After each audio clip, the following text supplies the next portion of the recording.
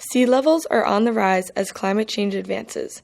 Higher tides and intense storms leave low-lying communities exposed to heavy floods.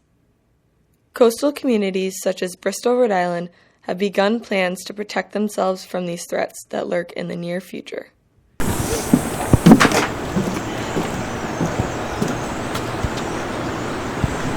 I'm Susan Donovan. I am from Bristol. I am a retired public school teacher with a master's in school administration, and I am now a state representative for the past 6 years. It's not only coastal communities that are at risk. Flash flooding is huge. When we see the intensity of the rainstorms, so in an hour, when 5 inches falls in an hour, it doesn't matter if you're on the coast or inland. The water has nowhere to go. And where it's going to go is destroy people's property.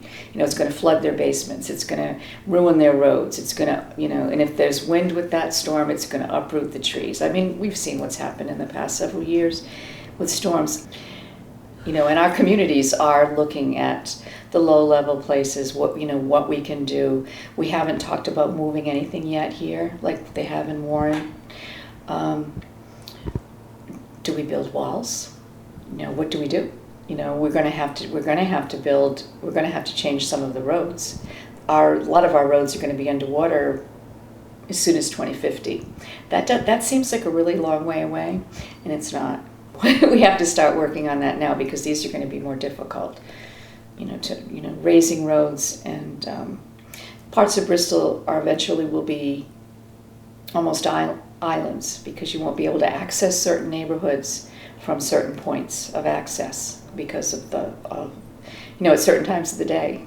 That's going to happen in 2040, 2050. We passed Act on Climate this year. I don't know if you're familiar with that piece of legislation. It's a plan to make a plan.